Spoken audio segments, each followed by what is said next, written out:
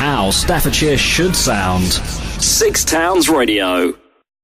World on Fire is the new album from Slash, featuring the amazing Myles Kennedy on vocals. And first of all, we found out about the artwork and who the artist was. The artwork for World on Fire, I was doing everything having to do with album artwork and title and all that kind of stuff at the very, very last minute. And once we'd come up with the title World on Fire, it came to me that I just wanted something very chaotic. And I was thinking along the lines of maybe Why Can't We Be Friends by War, or there was another couple album covers that just had a lot of information all going on at the same time.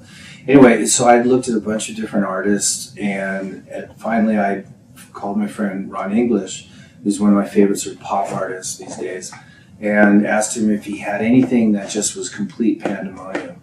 And I follow him on Instagram. I know how crazy his stuff is.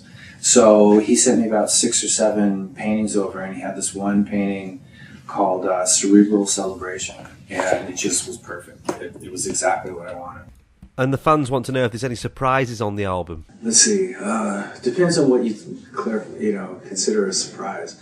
There's a lot of different sounds on the record. There's a couple different guitar tricks that I use that I don't use often.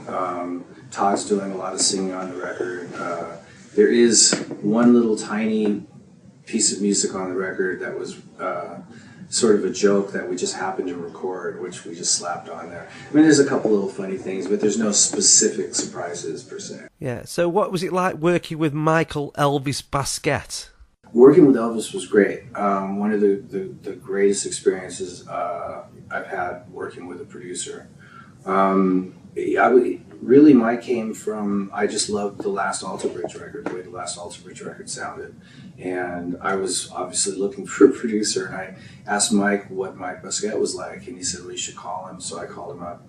And one of the key things I needed from a producer was for the producer to have the ability, or the technical ability, to work with 2-inch tape. And so I asked him about that, and he told me that he'd been working, he started his career as a tape engineer at Energy Studio in LA. And so that was a key factor. And then we went on to have a guitar conversation, concerning guitar sounds and just the overall importance of the attack of the guitar on the album and so on. And I really liked where it was coming from. Tell us about the upcoming European tour. I'm not really, I'm pretty excited about, playing a little bit bigger venues, just because we've reached that point where we transcended some of the clubs and stuff that we were used to playing. So as far as the show is concerned, we're obviously going to be adding a lot of new songs off the new album. But then still playing a lot of the songs from the last album and the one before, and then the Guns N' Roses stuff, and the occasional Velvet Revolver song, and the occasional Snake Pit thing. So I'm just trying to figure out how we're going to fit all that into a 2-hour set, because I don't want to exceed 2 hours. And then as far as the rest of the show is concerned, I'm not really big on a lot of bells and whistles or pyrotechnics or anything, but I am concentrating on upgrading the lighting rig, so it should look cool. Tell us about the first track on the album, World on Fire. Well, the first track on the record, World on Fire, is one of these, one of the songs that just came together pretty quickly instrumentally. A real sort of up-tempo guitar riff and, and up-tempo rhythm kind of thing. And then as far as the lyrics are concerned, Myles just came up with this idea, I think because originally the song was called I Want to Pull Your Hair. It had a lot of sexual connotations. And I think that sort of set Myles in that direction.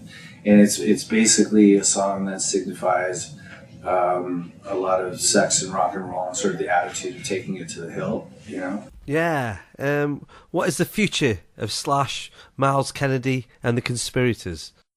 The future for myself and Myles and the Conspirators as a unit really is I don't look really far into the future. I never have, and I don't dwell too much on past stuff. So it's really about, this record, this material, and this particular tour. But I know once we get out there, I'll start writing material for the next record.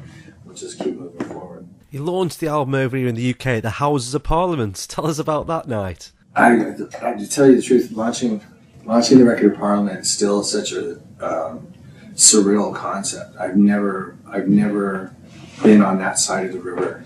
I've never been over there before, and I'm very proud to do it. So Slash, what song are you most proud of on the album World on Fire? Well, I mean, one of the songs on the record that I'm very proud of is a song called The Unholy, because I write a lot of stuff for movies, and I use a completely sort of different creative application writing for movies than I do writing for, a rock band, or the context of a rock and roll song. And I've always thought, well, if I could just write like I do for movies, but write, the confines of 4 minutes or 5 minutes. And so I sat down and did specifically that, and that's where The Unholy came from, and it worked out pretty well. And it also inspired some very poignant and dark lyrics and dark subject matter for Miles. So it was pretty interesting. Who or what is the pivotal muse in the band?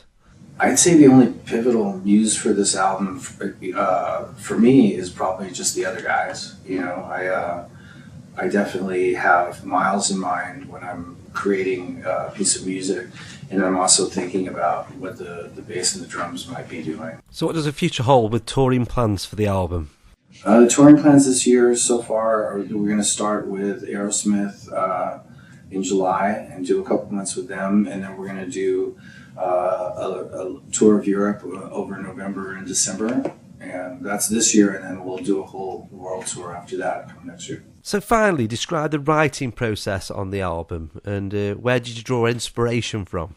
The writing process for this album started during pre-production for Apocalyptic Love. I think one of the songs on the record, Too Far Gone, the riff for that song originated in pre-production. And then from that point forward, just during the Apocalyptic Love tour, I just started writing little riffs here and there and then recording them onto my voicemail on my telephone.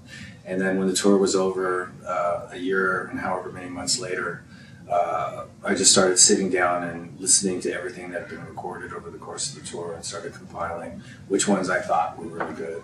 My writing is really just inspired by guitar playing. I mean, it's definitely inspired by mood, but it's not as specific as writing lyrics for a particular mood or a particular frame of mind.